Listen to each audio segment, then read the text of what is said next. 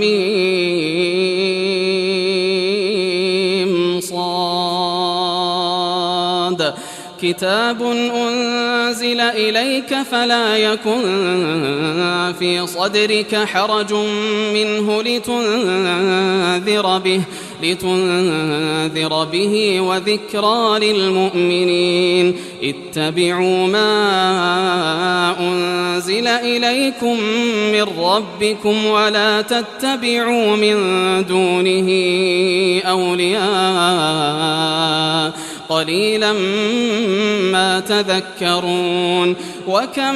من قرية أهلكناها فجاءها بأسنا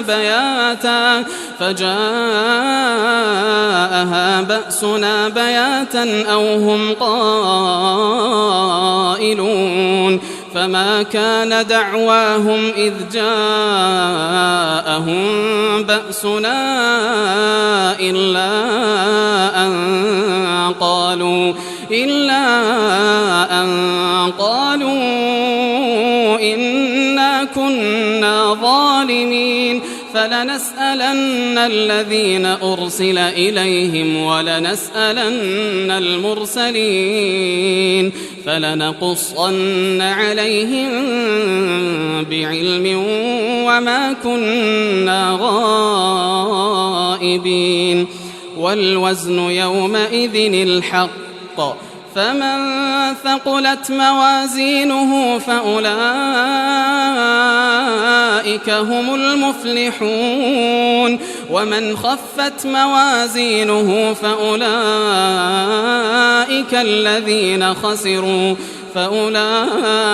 الذين خسروا أنفسهم بما كانوا بآياتنا يظلمون ولقد مكناكم في الأرض وجعلنا لكم فيها معايش قليلا ما تشكرون ثم خلقناكم ثم صورناكم ثم قلنا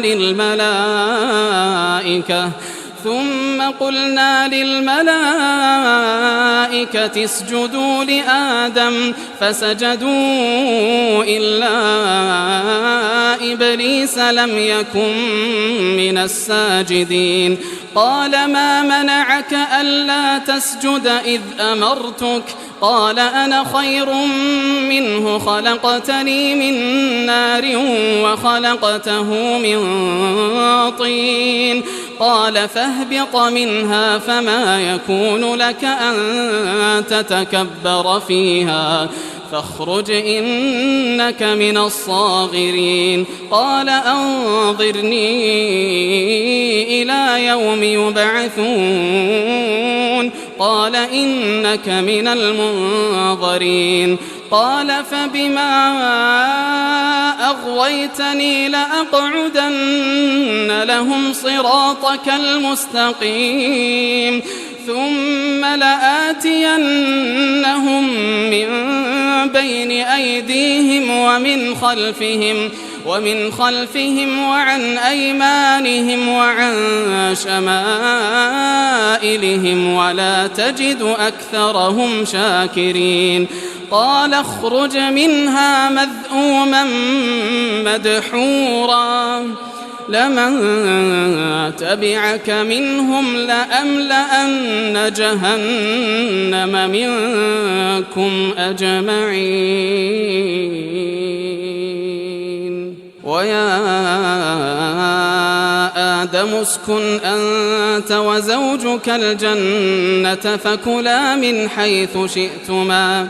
ولا تقربا هذه الشجرة فتكونا من الظالمين فوسوس لهما الشيطان ليبدي لهما ما وري عنهما من سوآتهما وقال ما نهاكما ربكما عن هذه الشجرة إلا أن تكونا ملكين تكونا ملكين أو تكونا من الخالدين وقاسمهما إني لكما لمن الناصحين فدلاهما بغرور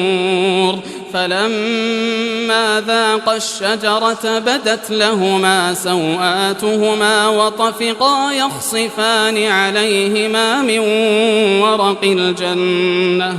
وناداهما ربهما ألم أنهكما عن تلكما الشجرة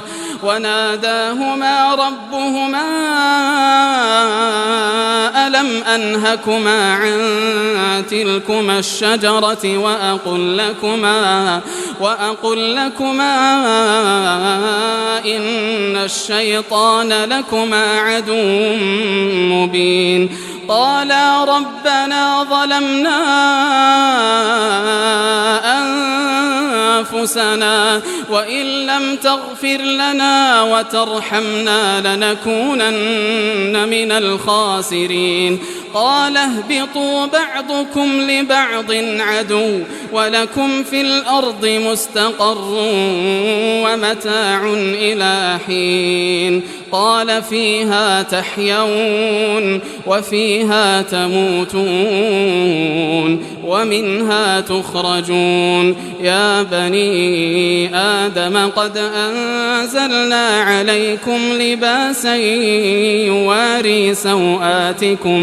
لباسا يواري سوآتكم وريشا ولباس التقوى ذلك خير ذلك من آيات الله لعلهم يذكرون يا بني آدم لا يفتننكم الشيطان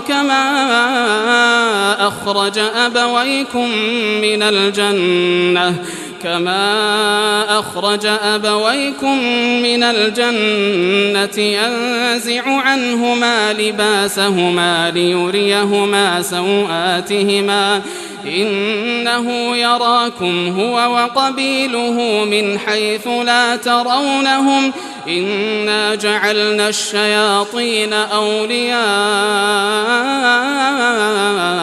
للذين لا يؤمنون وإذا فعلوا فاحشة قالوا وجدنا عليها آباءنا والله أمرنا بها قل إن الله لا يأمر بالفحشاء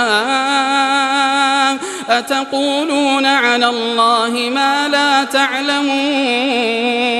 قل أمر ربي بالقسط وأقيموا وجوهكم عند كل مسجد وادعوه مخلصين له الدين كما بدأكم تعودون فريقا هدى وفريقا حق عليهم الضلالة إنهم اتخذوا الشياطين أولياء من دون الله ويحسبون أنهم مهتدون يا بني آدم خذوا زينتكم عند كل مسجد وكلوا واشربوا ولا تسرفوا إنه لا يحب المسرفين قل من حرم زينة الله التي أخرج لعباده والطيبات من الرزق قل هي للذين آمنوا في الحياة الدنيا خالصة يوم القيامة كذلك نفصل الآيات لقوم يعلمون قل إنما حرم ربي الفواحش ما ظهر منها وما بطن والإثم والبغي بغير الحق وأن تشركوا بالله ما لم ينزل به سلطانا وأن تقولوا على الله ما لا تعلمون ولكل أمة أجل فإذا جاء أجلهم لا يستأخرون ساعة ولا يستقدمون يا بني آدم إما يأتينكم رسل منكم يقصون عليكم آياتي فمن اتقى وأصلح فلا خوف عليهم ولا هم يحزنون والذين كذبوا بآياتنا واستكبروا عنها أولئك أصحاب النار هم فيها خالدون فمن أظلم ممن افترى على الله كذبا أو كذب بآياته أولئك ينالهم نصيبهم من الكتاب حتى إذا جاءتهم رسلنا يتوفونهم قالوا أين ما كنتم تدعون من دون الله قالوا ضلوا عنا وشهدوا على أنفسهم أنهم كانوا كافرين قال ادخلوا في قد خلت من قبلكم من الجن والإنس في النار كلما دخلت أمة لعنت أختها حتى إذا اداركوا فيها جميعا قالت أخراهم لأولاهم ربنا هؤلاء أضلونا فآتهم عذابا ضعفا من النار قال لكل ضعف ولكن لا تعلمون وقالت أولاهم لأخراهم فما كان لكم علينا من فضل فذوقوا العذاب بما كنتم تكسبون إن الذين كذبوا بآياتنا واستكبروا عنها لا تفتح لهم أبواب السماء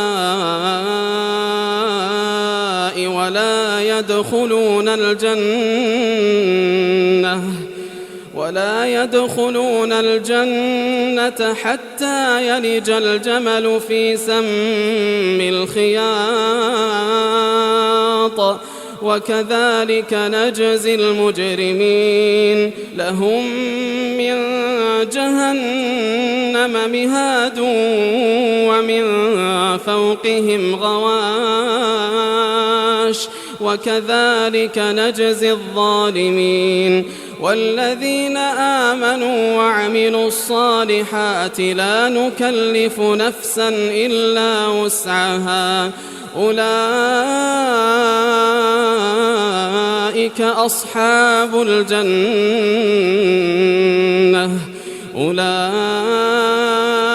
أصحاب الجنة هم فيها خالدون ونزعنا ما في صدورهم من غل تجري من تحتهم الأنهار وقالوا الحمد لله الذي هدانا لهذا وما كنا لنهتدي لولا أن هدانا الله لقد جاءت رسل ربنا بالحق ونودوا أن تلكم الجنة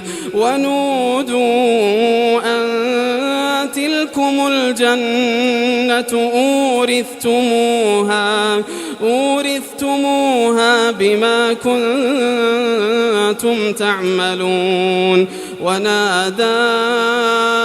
أصحاب الجنة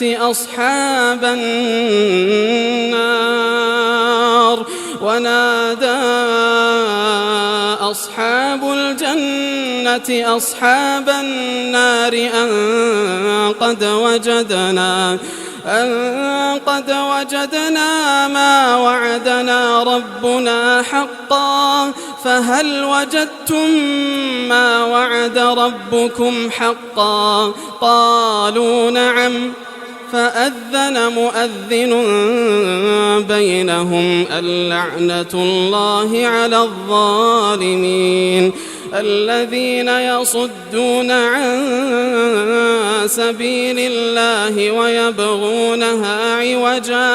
ويبغونها عوجا وهم بالآخرة كافرون. وبينهما حجاب.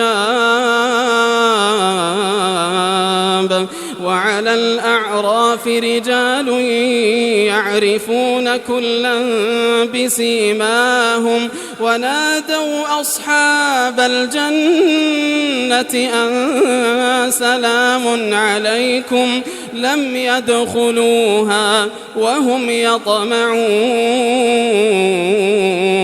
وإذا صرفت أبصارهم تلقاء أصحاب النار قالوا ربنا لا تجعلنا مع القوم الظالمين. ونادى أصحاب الأعراف رجالا يعرفونهم بسيماهم قالوا ما أغنى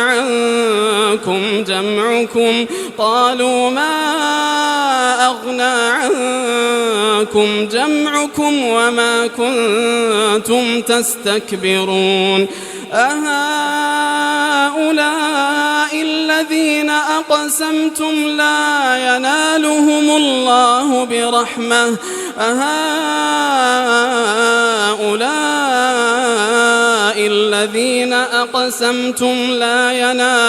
الله برحمة ادخلوا الجنة لا خوف عليكم ولا أنتم تحزنون. ونادى أصحاب النار أصحاب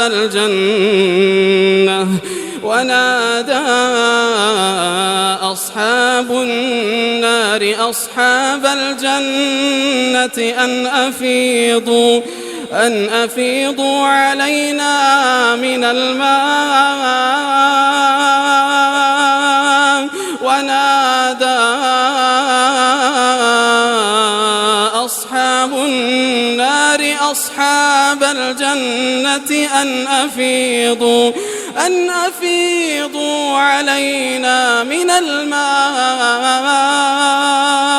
أو مما رزقكم الله. قالوا إن الله حرمهما على الكافرين. الذين اتخذوا دينهم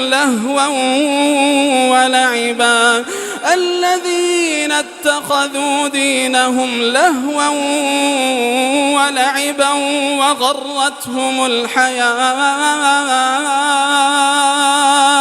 وغرتهم الحياة الدنيا فاليوم ننساهم كما نسوا لقاء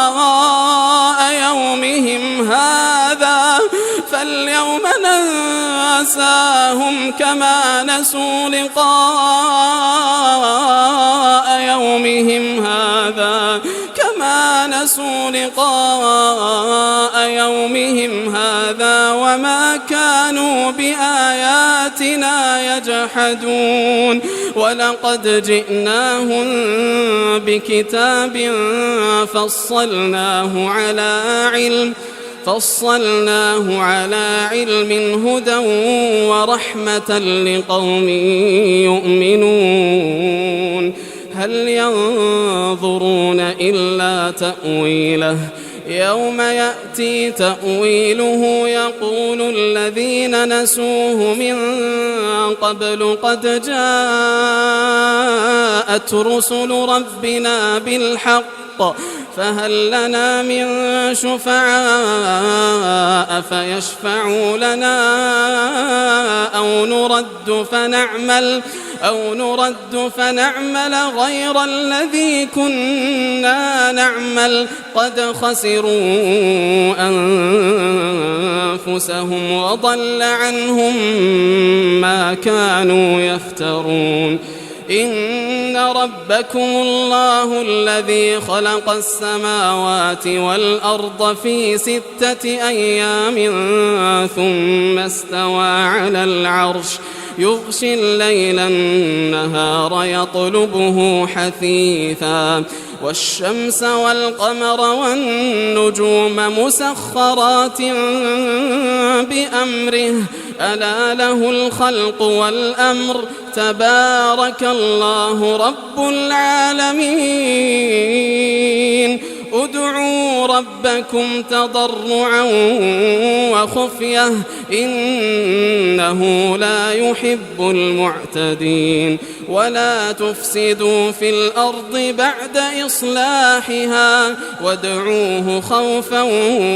وطمعا إن رحمة الله قريب من المحسنين وهو الذي يرسل الرياح بشرا بين يدي رحمته حتى إذا أقلت سحابا ثقالا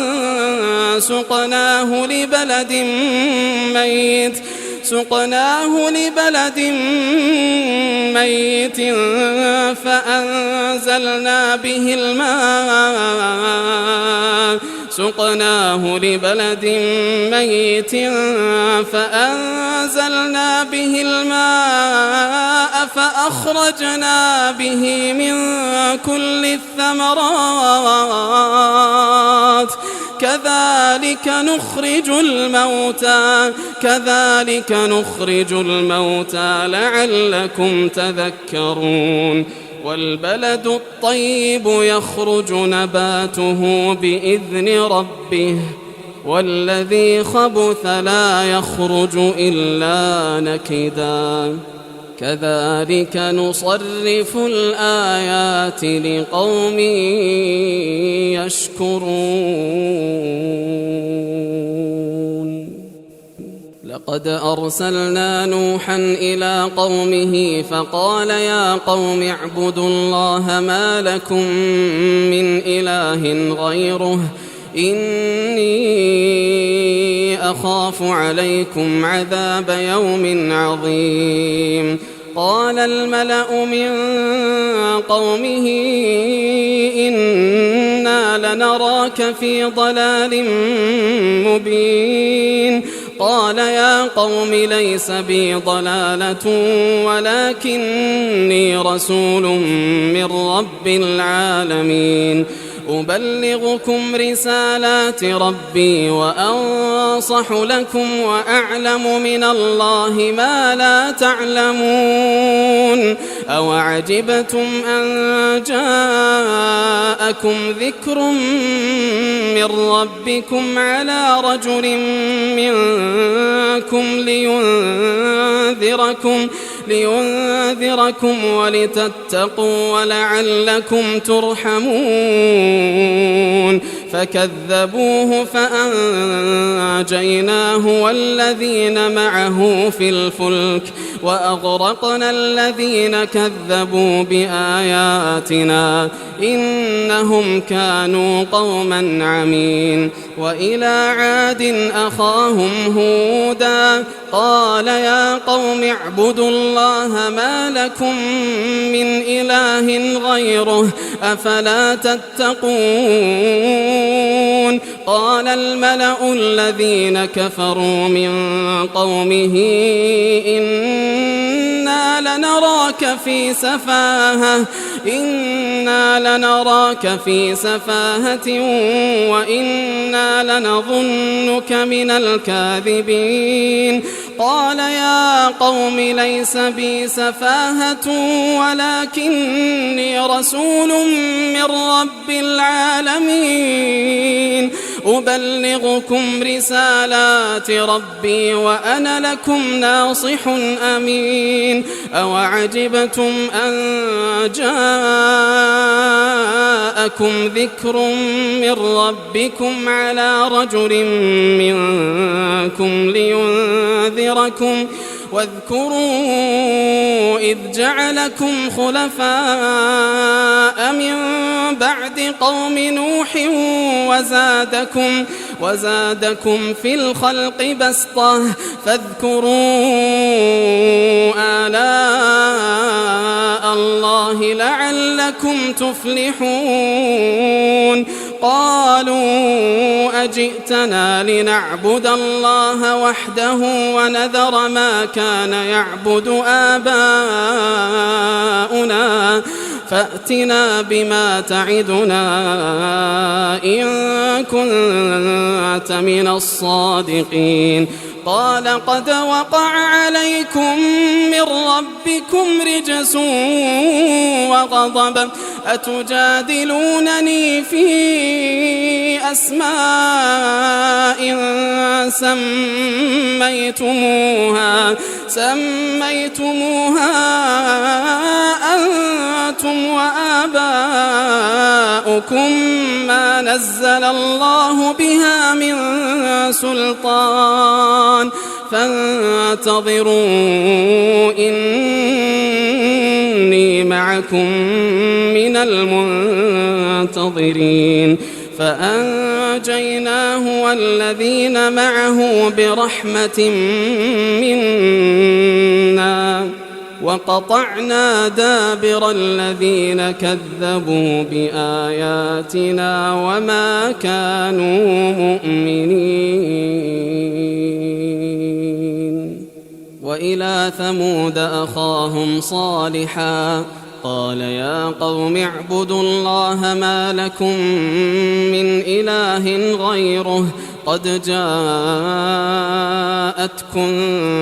بينة من ربكم هذه ناقة الله لكم آية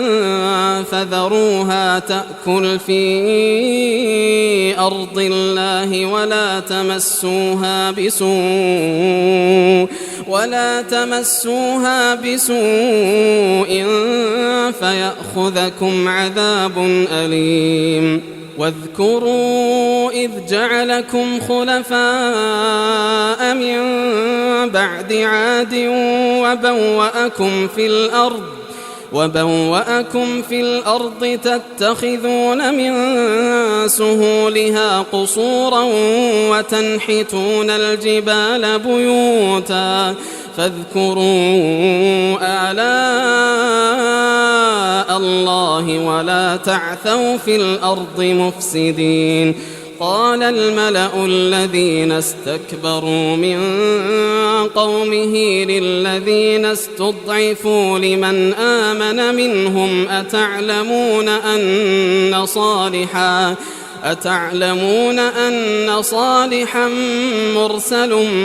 من ربه قالوا إنا بما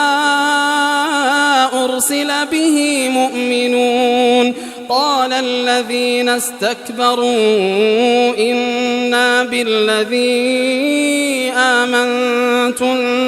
به كافرون فعقروا الناقة وعتوا عن أمر ربهم وقالوا يا صالح ائتنا بما تعدنا إن كنت من المرسلين فأخذتهم الرجفة فأصبحوا في دارهم جاثمين فتولى عنهم وقال يا قوم لقد أبلغتكم رسالة ربي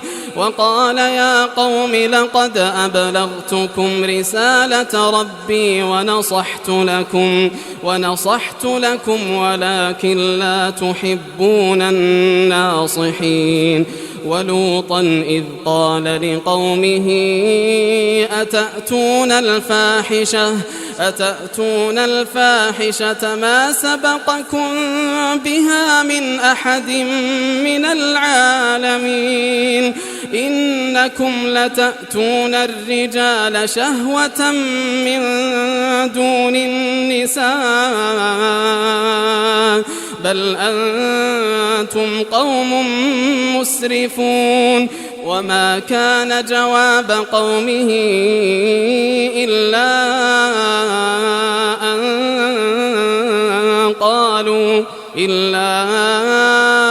أن قالوا أخرجوهم من قريتكم إنهم أناس يتطهرون فأنجيناه وأهله إلا امرأته كانت من الغابرين وأمطرنا عليهم مطرا فانظر كيف كان عاقبة المجرمين وإلى مدين أخاهم شعيبا قال يا قوم اعبدوا الله ما لكم من إله غيره قد جاءتكم بينة من ربكم فأوفوا الكيل والميزان ولا تبخسوا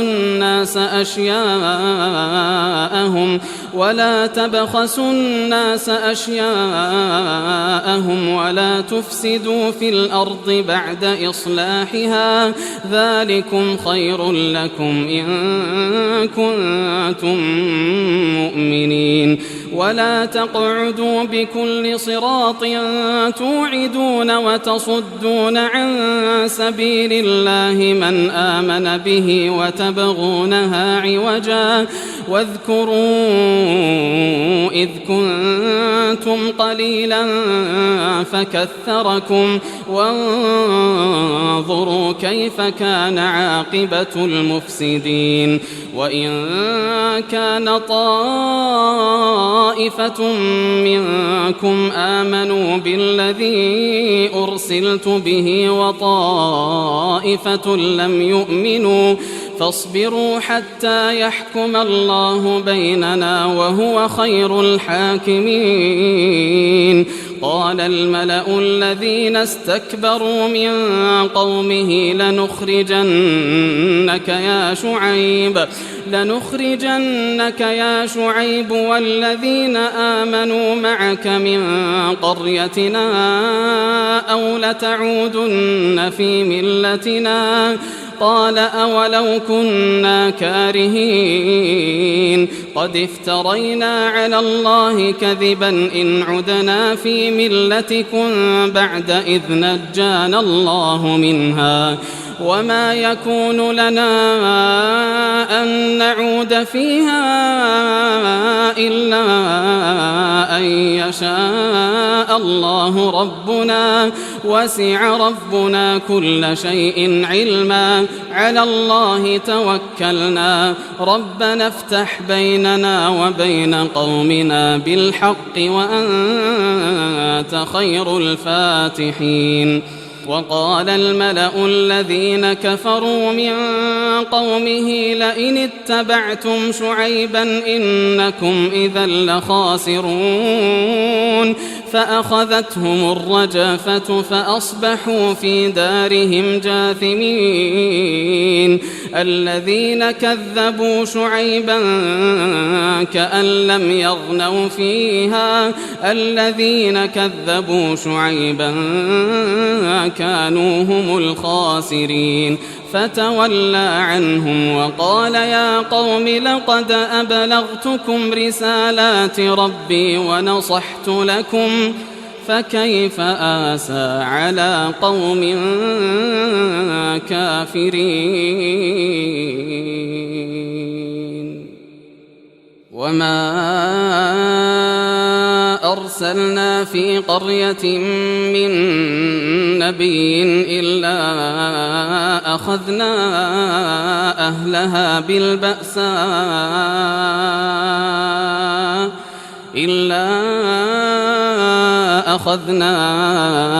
أهلها بالبأساء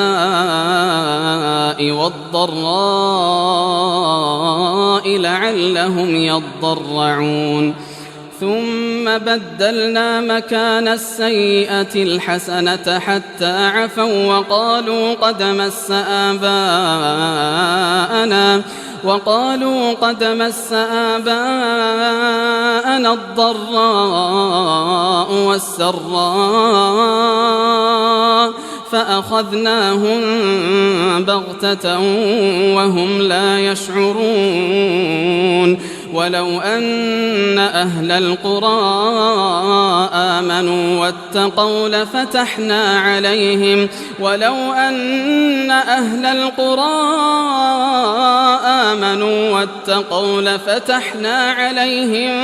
بركات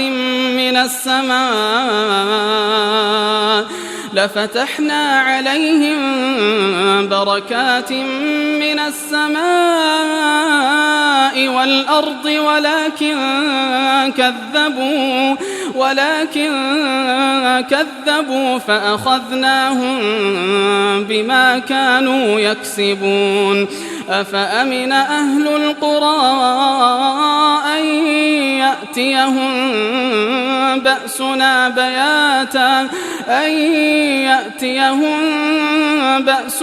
بياتا وهم نائمون أوأمن أهل القرى أن يأتيهم بأسنا ضحى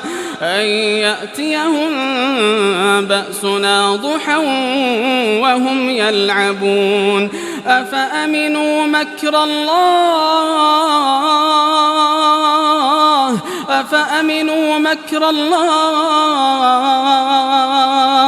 فلا يأمن مكر الله إلا القوم الخاسرون أولم يهد للذين يرثون الأرض من بعد أهلها أن لو نشاء أصبناهم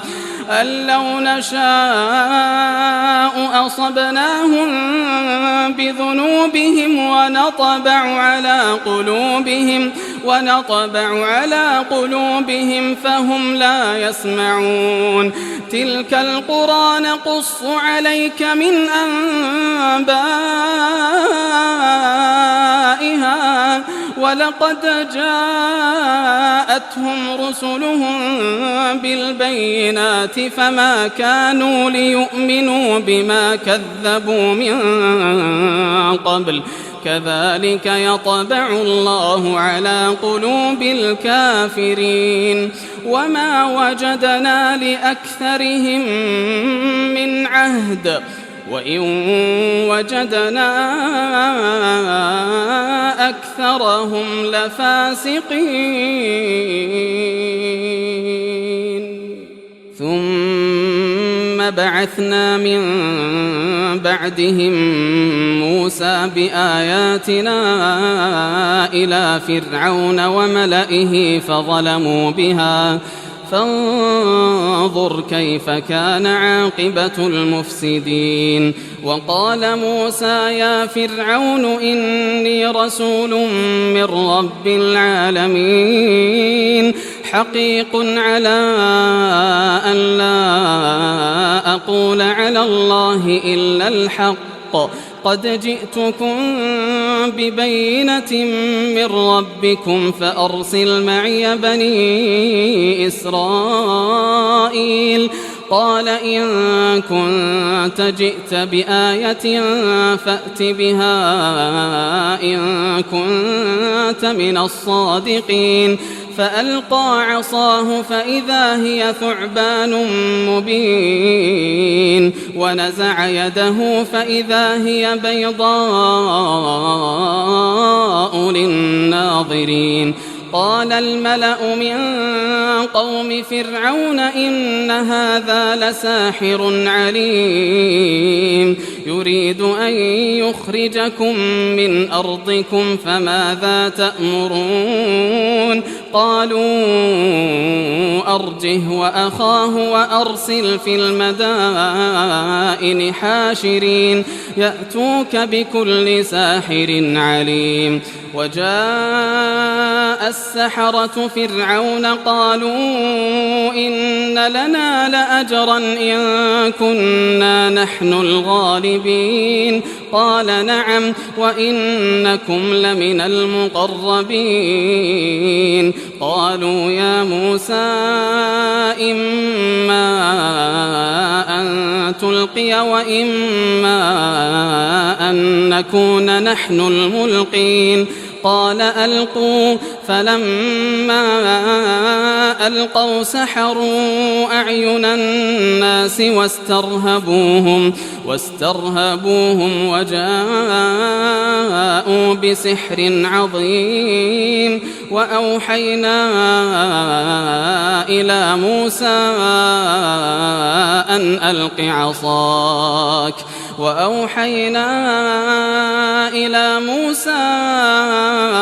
أن ألق عصاك فإذا هي تلقف ما يأفكون. فوقع الحق وبطل ما كانوا يعملون. فغلبوا هنالك وانقلبوا صاغرين. وألقي السحرة ساجدين قالوا آمنا برب العالمين رب موسى وهارون. قال فرعون آمنتم به قبل أن آذن لكم إن هذا لمكر مكرتموه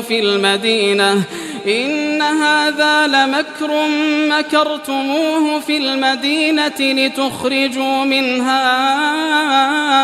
أهلها فسوف تعلمون. لأقطعن أيديكم وأرجلكم من خلاف ثم لأصلبنكم أجمعين. قالوا إنا إلى ربنا منقلبون. وما تنقم منا إلا أن آمنا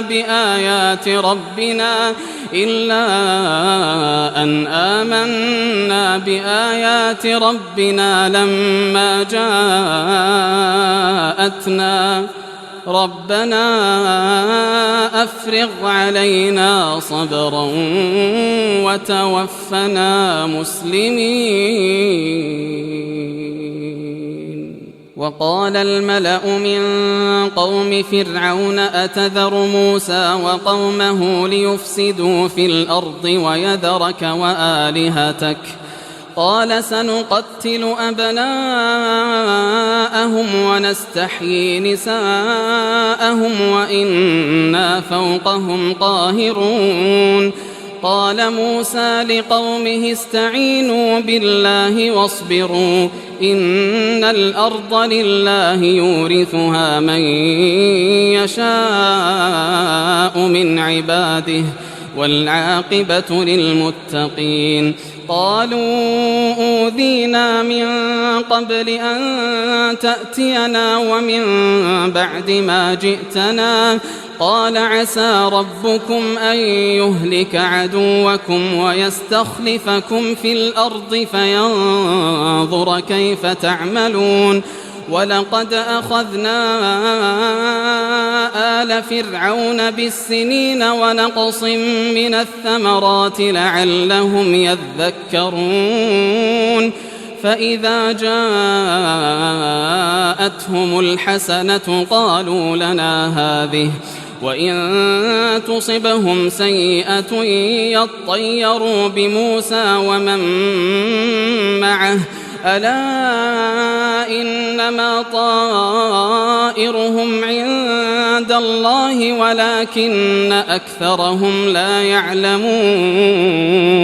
وقالوا مهما تأتنا به من آية لتسحرنا بها فما نحن لك بمؤمنين. فأرسلنا عليهم الطوفان والجراد والقمل والضفادع والدم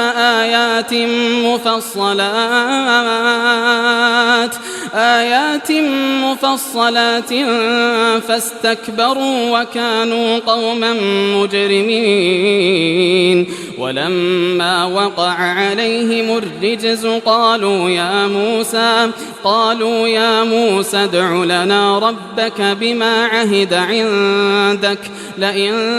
كشفت عنا الرجز لنؤمنن لك ولنرسلن معك بني إسرائيل. فلما كشفنا عنهم الرجز إلى أجل هم بالغوه إذا هم ينكثون. فانتقمنا منهم فأغرقناهم في اليم بأنهم كذبوا بآياتنا وكانوا عنها غافلين. وأورثنا القوم الذين كانوا يستضعفون مشارق الأرض ومغاربها التي باركنا فيها وتمت كلمة ربك الحسنى على بني إسرائيل بما صبروا ودمرنا ما كان يصنع فرعون وقومه وما كانوا يعرشون. وجاوزنا ببني إسرائيل البحر فأتوا على قوم يعكفون على أصنام لهم قالوا يا موسى اجعل لنا إلها كما لهم آلهة قال إنكم قوم تجهلون. إن هؤلاء متبر ما هم فيه وباطل ما كانوا يعملون. قال أغير الله أبغيكم إلها وهو فضلكم على العالمين. وإذ أنجيناكم من آل فرعون يسومونكم سوء العذاب يقتلون أبناءكم ويستحيون نساءكم وفي ذلكم بلاء من ربكم عظيم. وواعدنا موسى 30 ليلة وأتممناها ب10 فتم ميقات ربه 40 ليلة. وقال موسى لأخيه هارون اخلفني في قومي وأصلح ولا تتبع سبيل المفسدين. ولما جاء موسى لميقاتنا وكلمه ربه قال رب أرني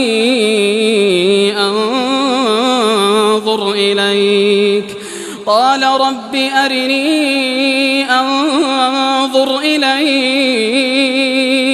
قال لن تراني ولكن انظر إلى الجبل فإن استقر مكانه فسوف تراني فلما تجلى ربه للجبل جعله دكا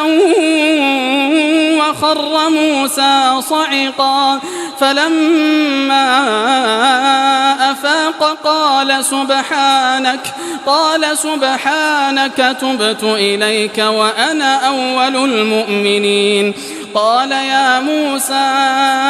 إني اصطفيتك على الناس برسالاتي وبكلامي فخذ ما آتيتك وكن من الشاكرين وكتبنا له في الألواح من كل شيء موعظة وتفصيلا لكل شيء فخذها بقوة وأمر قومك يأخذوا بأحسنها سأريكم دار الفاسقين سأصرف عن آياتي الذين يتكبرون في الأرض بغير الحق وإن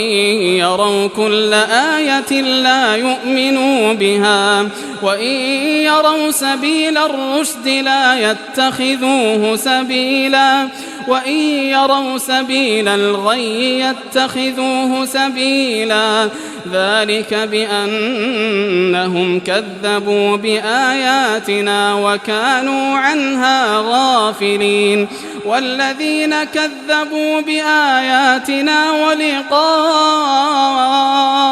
الآخرة حبطت أعمالهم هل يجزون إلا ما كانوا يعملون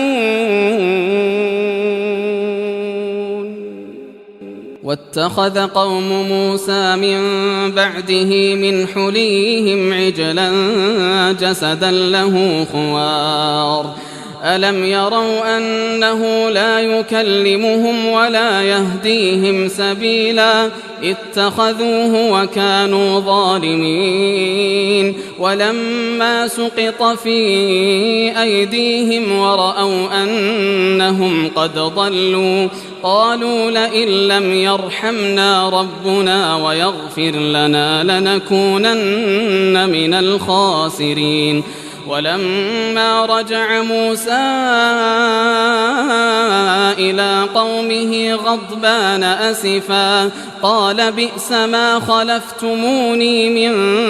بعدي أعجلتم أمر ربكم وألقى الألواح وأخذ برأس أخيه يجره إليه قال ابن أم إن القوم استضعفوني وكادوا يقتلونني فلا تشمت بي الأعداء ولا تجعلني مع القوم الظالمين قال رب اغفر لي ولأخي وأدخلنا في رحمتك وأنت أرحم الراحمين إن الذين اتخذوا العجل سينالهم غضب من ربهم وذلة في الحياة الدنيا وكذلك نجزي المفترين والذين عملوا السيئات ثم تابوا من بعدها وآمنوا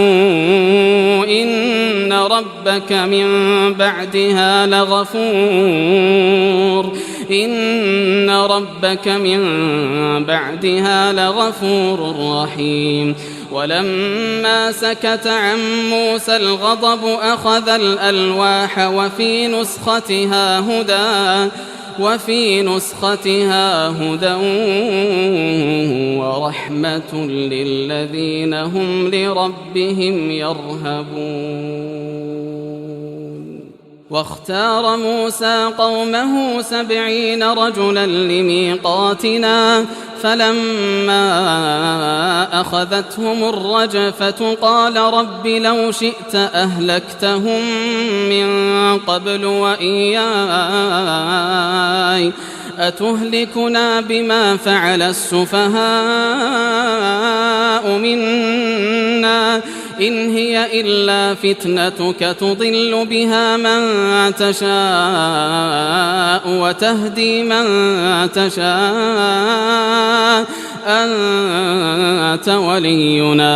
أنت ولينا فاغفر لنا وارحمنا وأنت خير الغافرين واكتب لنا في هذه الدنيا حسنة وفي الآخرة إنا هدنا إليك قال عذابي أصيب به من أشاء ورحمتي وسعت كل شيء فسأكتبها للذين يتقون ويؤتون الزكاة والذين هم بآياتنا يؤمنون الذين يتبعون الرسول النبي الأمي الذي يجدونه مكتوبا عندهم في التوراة والإنجيل يأمرهم بالمعروف وينهاهم عن المنكر ويحل لهم الطيبات ويحرم عليهم الخبائث ويضع عنهم إصرهم والأغلال التي كانت عليهم فالذين آمنوا به وعزروه ونصروه واتبعوا النور الذي أنزل معه أولئك هم المفلحون قل يا أيها الناس إني رسول الله إليكم جميعا الذي له ملك السماوات والأرض لا إله إلا هو يحيي ويميت فآمنوا بالله ورسوله النبي الأمي الذي يؤمن بالله وكلماته واتبعوه لعلكم تهتدون ومن قوم موسى أمة يهدون بالحق وبه يعدلون وقطعناهم 12 أسباطا أمما وأوحينا إلى موسى إذ استسقاه قومه أن اضرب بعصاك الحجر فانبجست منه 12 عينا قد علم كل أناس مشربهم وظللنا عليهم الغمام وأنزلنا عليهم المن والسلوى كلوا من طيبات ما رزقناكم وما ظلمونا ولكن كانوا أنفسهم يظلمون وإذ قيل لهم اسكنوا هذه القرية وكلوا منها حيث شئتم وقولوا حطة وادخلوا الباب سجدا نغفر لكم خطيئاتكم سنزيد المحسنين فبدل الذين ظلموا منهم قولا غير الذي قيل لهم فأرسلنا عليهم رجزا من السماء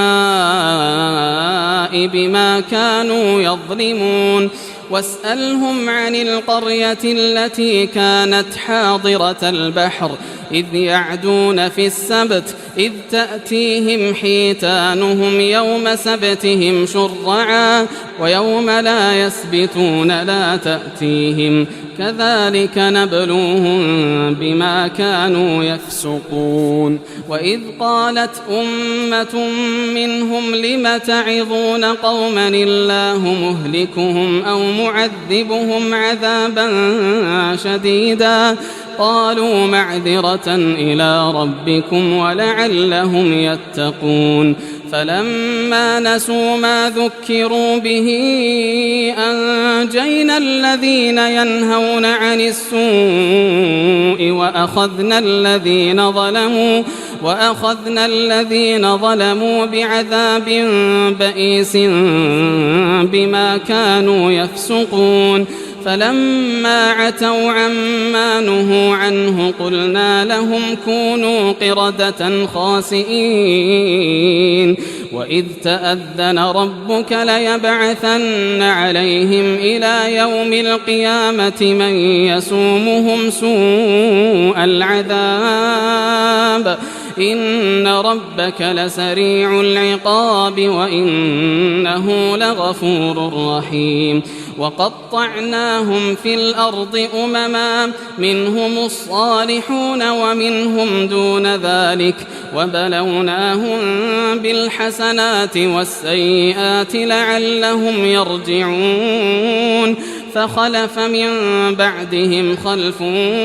ورثوا الكتاب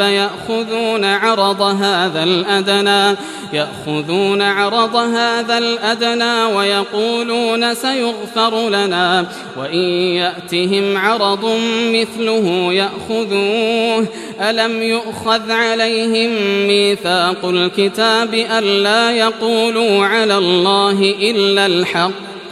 ودرسوا ما فيه والدار الآخرة خير للذين يتقون أفلا تعقلون والذين يمسكون بالكتاب وأقاموا الصلاة إنا لا نضيع أجر المصلحين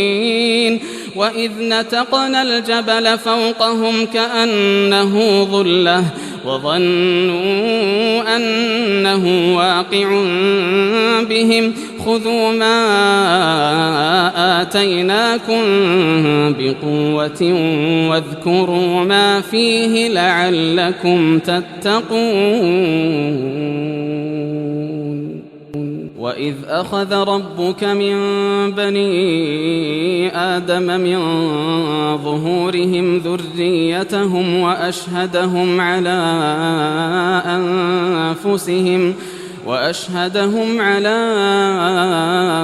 أنفسهم ألست بربكم قالوا بلى شهدنا أن تقولوا يوم القيامة إنا كنا عن هذا غافلين أو تقولوا إنما أشرك آباؤنا من قبل وكنا ذرية من بعدهم أفتهلكنا بما فعل المبطلون وكذلك نفصل الآيات ولعلهم يرجعون واتل عليهم نبأ الذي آتيناه آياتنا فانسلخ منها فأتبعه الشيطان فكان من الغاوين ولو شئنا لرفعناه بها ولكنه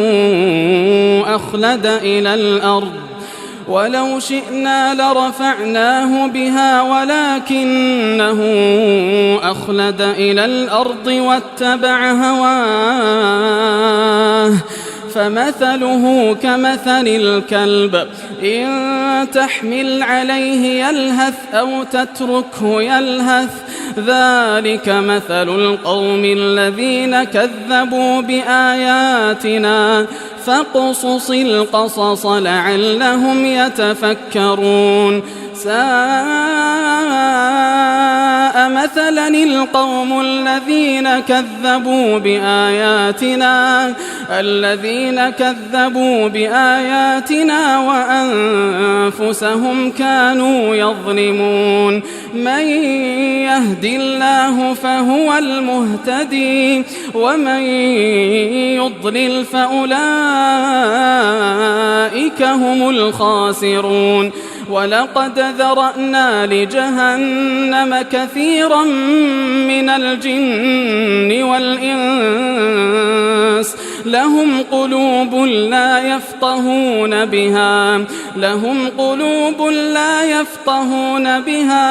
ولهم أعين لا يبصرون بها ولهم آذان لا يسمعون بها أولئك كالأنعام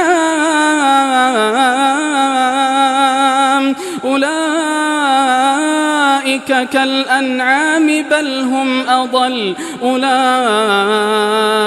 هم الغافلون ولله الأسماء الحسنى فادعوه بها وذروا الذين يلحدون في أسمائه سيجزون ما كانوا يعملون وممن خلقنا أمة يهدون بالحق وبه يعدلون والذين كذبوا بآياتنا سنستدرجهم من حيث لا يعلمون وأملي لهم إن كيدي متين أولم يتفكروا ما بصاحبهم من جنة إن هو إلا نذير مبين أولم ينظروا في ملكوت السماوات والأرض وما خلق الله من شيء وأن عسى أن يكون قد اقترب أجلهم فبأي حديث بعده يؤمنون من يضلل الله فلا هادي له ويذرهم في طغيانهم يعمهون يسألونك عن الساعة أيان مرساها قل إنما علمها عند ربي لا يجليها لوقتها إلا هو ثقلت في السماوات والأرض لا تأتيكم إلا بغتة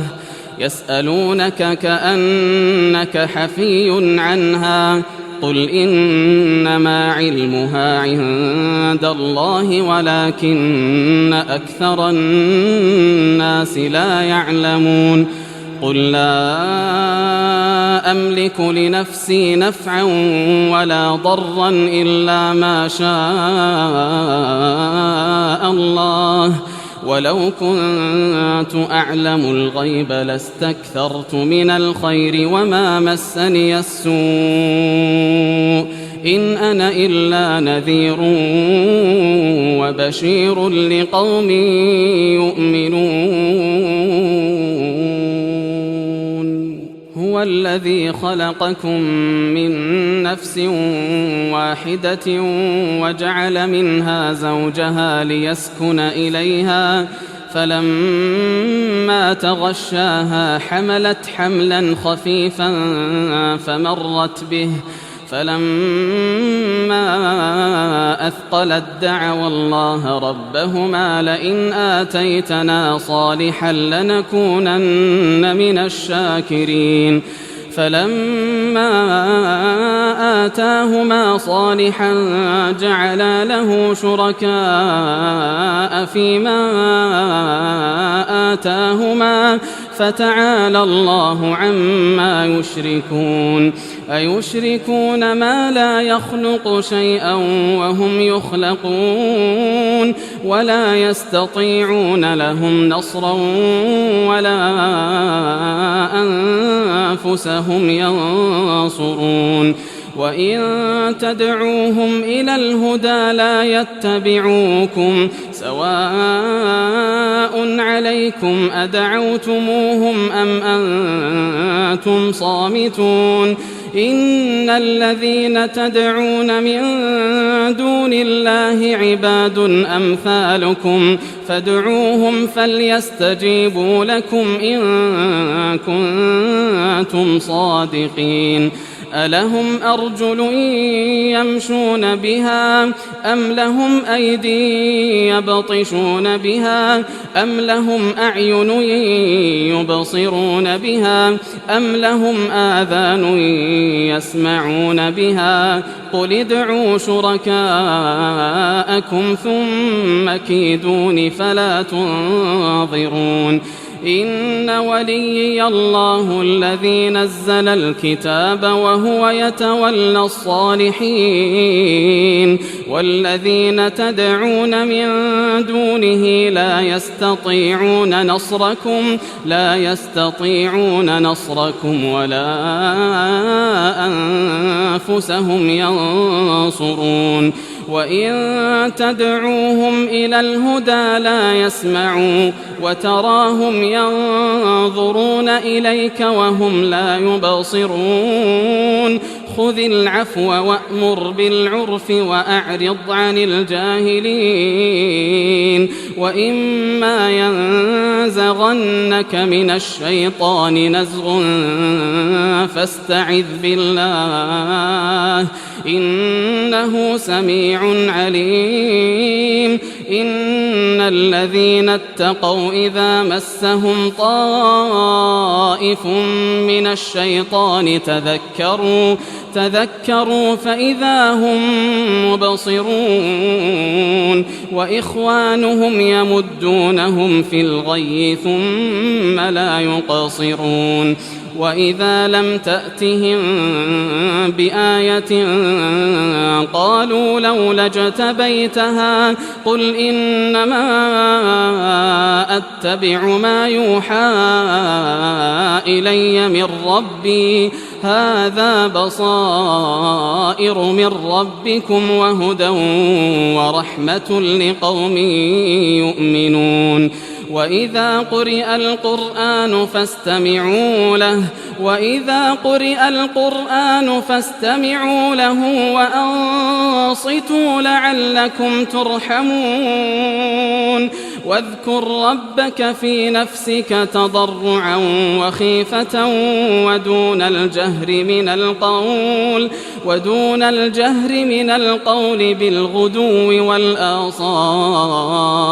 ولا تكن من الغافلين إن الذين عند ربك لا يستكبرون عن عبادته